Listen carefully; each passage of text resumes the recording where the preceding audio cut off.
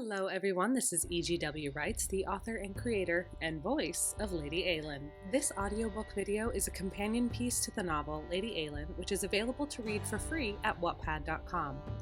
You can find this book and a handful of others on my profile. To view that, please visit wattpad.com/EGWwrites. Two quick housekeeping notes before we get started. Number one, this book will contain adult content, so listener discretion is advised. Please use headphones or listen privately. Number two, I live in New York City, and as much as possible, will try to edit around city sounds like sirens, car alarms, shouting, traffic, and etc. But sometimes there is no avoiding it. My apartment is a little too small for a recording booth. Thank you for your patience. Now, grab a cup of coffee or tea, snuggle up, and let's read. Lady Eilean, Chapter 59.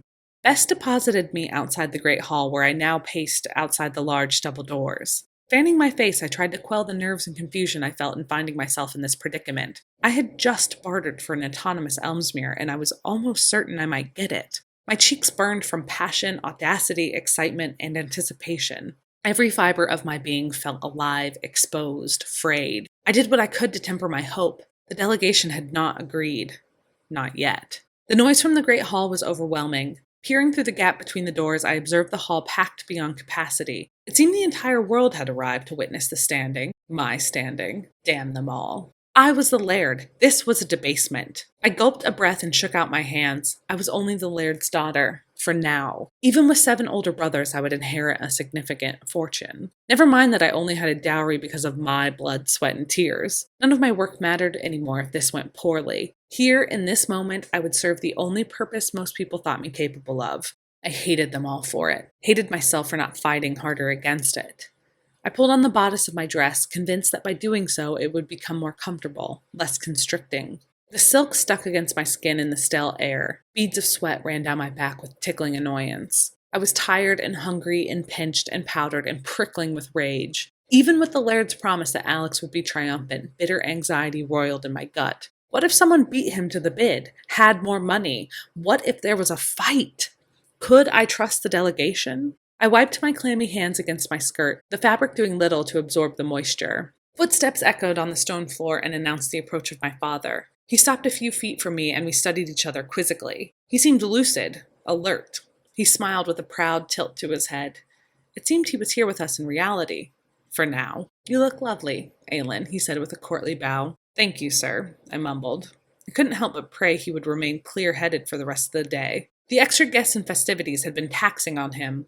Alan had worked with him, but they had only had 2 sessions. "You look miserable, too," he said, walking a few steps closer. He reached out and took my hands in his. "Come now, smile. This is an important and happy day." I scowled at him, my hatred for the standing apparent. Being sold off into marriage seems like fine repayment for keeping the walls of Stormway standing. "Forgive me, Father, if I'm not thrilled by my forthcoming auction." Father frowned and dropped my hands. Letting out a sigh, he walked toward a nearby window and looked out, studying the picture of rolling fields beyond. "I know this is difficult for you." I said nothing in response. "I'm indebted to you, of course, because of your leadership and finesse in managing these lands. But I am home now, as are your brothers.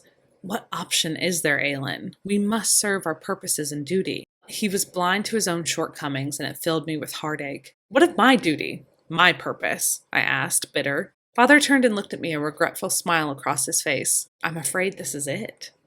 "It doesn't have to be," I said, rushing to him, daring to plead my case during this one moment of clarity and alertness. "We can change the rules. I did before. I abolished the standing. Why are we doing this?" "Because symbols matter. Tradition matters. The standing is important. It keeps our family strong, and because I cannot give away my daughter to the Lord of the Mainlands. Did they not beat us in battle? Wouldn't that be a terrible message to send?" Father shook his head. "No, the legitimacy of leadership is far too fragile to chance with new ideas and imaginative thinking." I realized I was wringing my hands together, twisting and twining my fingers until they barked with sharp pain. I stopped to shake out my hands. He was wrong. I hadn't needed tradition or brute force or displays of dominance to run Elmsmere in his stead. Respect, understanding, kindness, hard work, that had been enough. I looked down, knowing with all of my heart that my last stand had failed. Father grunted, then laughed. His face went bright red with amusement. Panicking, thinking he must have fallen into an episode of battle madness, I looked around for anyone who might help. We were the only ones standing in the hallway. My concern was for Nott. As he continued to laugh, I realized he was himself, his eyes clear in his amusement at my expense, not the apparition of a misty memory. You remind me so much of your mother, you know. This must be battle madness, I thought. But no, he was alert. He still seemed present. You must be mistaken, sir. Mother and I have very little in common, was my level response. You do, he nodded, smiling to himself. She's changed a bit over the years. Wealth and children and responsibility will do that. But before we were married, Maeve was a force to be reckoned with. Determined, fierce, almost terrifyingly brave. What do you know of her history, girl? She never speaks of her family. If she does, I've not heard it. Father tutted. She was an orphan, Eilean. I started at that. No one ever told me. I just assumed. I looked away thinking, what had I assumed? That I had no extended family? Father had been an only child, his parents dead long before I was born. But Mother never mentioned her parents or any siblings. Your mother was the orphan of ruined farmers, destitute beyond belief. She worked hard, scraping a life together out of the ruins they left behind. Maeve scratched and clawed her way from poverty and starvation until she was one of the most successful tenant farmers on the island. She never dreamed she'd married a laird, but marriage saved her. Your mother is a hard woman, yes, but only because she had to be. Don't fault her for trying to protect you from a life of struggle like she had. Marriage was her savior, and I think all of her fears of a hard life resurfaced when you were born. A girl. What was there to do with you but make sure you had a suitable match? What could we do as parents but shelter you? I mulled over this for quite a while, surprised to find that these revelations had very little influence on the scar tissue over my heart, where a mother's love should have been. But I had to scratch and claw, didn't I? I asked, my tone and heart raw. And she made it harder because she refused to give me a proper education. Knowledge, not marriage, is a better escape. Father looked at the floor, his countenance heavy. We share the blame. Anything you hold your mother responsible for should rest on my shoulders too.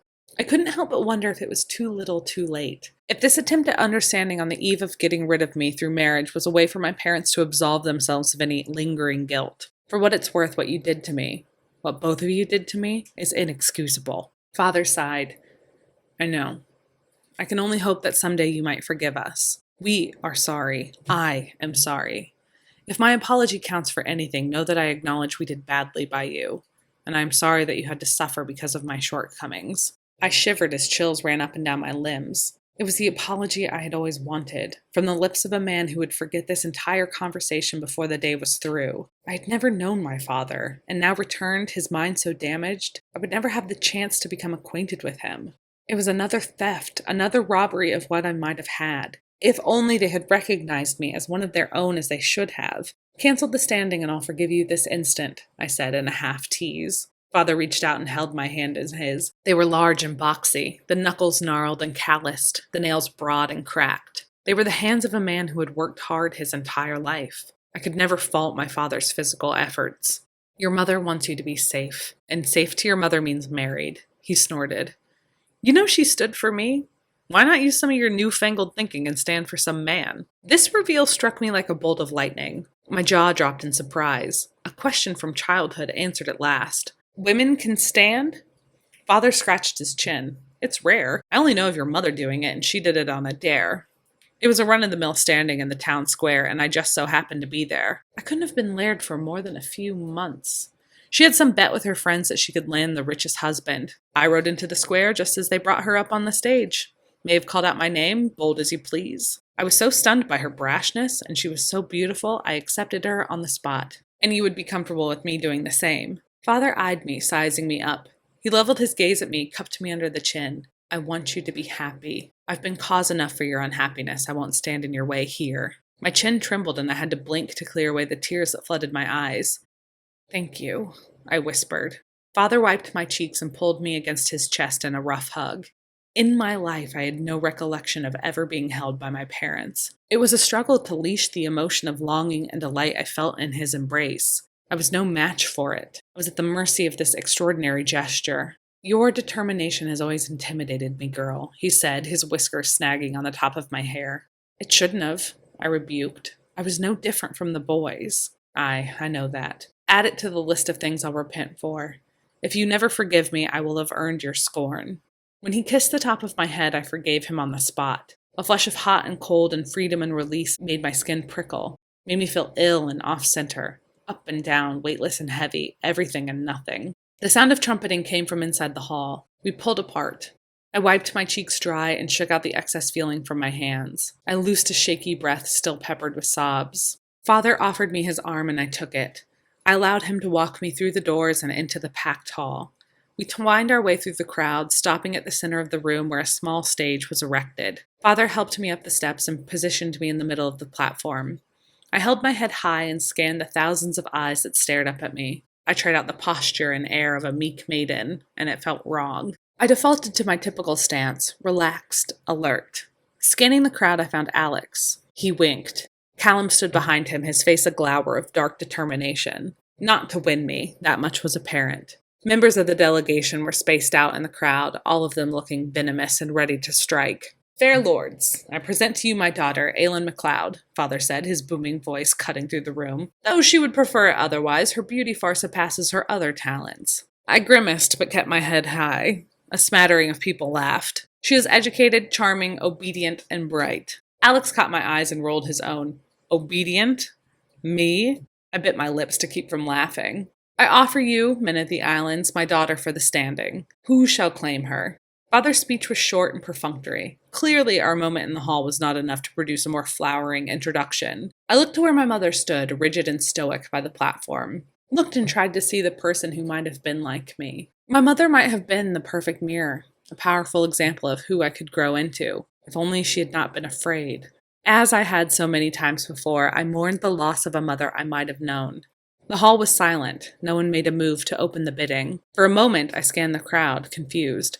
Was I supposed to say something? I acted before I could learn otherwise. I stepped forward. No one so much as cleared their throat. It was a moment, a touch too exposed for my comfort. I would not waste the opportunity. With a parting glance at my father, who winked, I opened my mouth. Alexander Thomas Leslie, Lord of the Fist, I stand for you. I called out into the quiet, echoing hall. I offer you my lands and allowances in return for your hand in marriage. There was a collective chuckle and then nothing. The air in the room stilled. Even those uninterested in the proceedings turned from their tankards and looked towards where I stood. Alex beamed. Someone in the back of the crowd whistled obscenely. A few men hollered. Callum, with playful exasperation, said, Finally. They've been going at it for years. I straightened my posture to cover my blush and with a wry smile said, Alex, perhaps it is you who should come up and stand on the auction block. Polite laughter fluttered around the room. As you wish, my lady, Alex said, inclining his head toward me. He made his way up to the stage, fighting off the jeers, claps on the back, and sly elbows thrown out to rib him. When he arrived on the platform, he offered me a courtly bow and then repeated the show of deference to my father. Insolence rippled through every flourish of his wrist. I caught my father's eye and he grinned. Out of the corner of my eye, I saw my mother fan herself, the blades of the fan snapping back and forth with zeal. She said nothing, did nothing. The delegation had somehow managed it. Alex took my hand, kissed my knuckles. I gratefully accept this offer from a truly exceptional woman. I bit my lip to tamp down the joy of my success, but failed. I thought my face would split open with happiness. Only when Alex pulled me into a rough and fervent kiss did I blush. Bending me backward, I surrendered to him, publicly, for the first time. The hall erupted in cheers and we broke apart laughing. Alex leaned into me, speaking into my ear. You stole my moment. I couldn't help myself. I laughed. Father dared me to. I doubt he meant for you to follow through, my dear. Alex smiled wickedly and we kissed again, this time with an exuberance I had never known. He seemed pretty convincing. You are such a threat to honored traditions, Eilean. Though you shouldn't have bothered. Callum and the delegation had every man here on threat of death if they dared get in the way. I looked back out to the crowd where Callum stood gloating. A smug, lazy smile stretched across his face. I laughed, truly happy, but could not answer as a gaggle of drunk men swarmed the stage and pulled Alex away into the crowd for a proper congratulations. Before I could protest, matrons and courtiers rioted around me, gossiping and showering me in well wishes.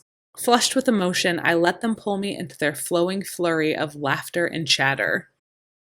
Thank you so much for listening today. I hope you enjoyed the story. Subscribe to this channel and click the notification bell to be alerted when new chapters are updated. You can also follow me on Wattpad or Twitter at EGWwrites, where I will also share updates. As always, thank you for being a part of Eilean's journey. We are very glad that you're here. Until next time.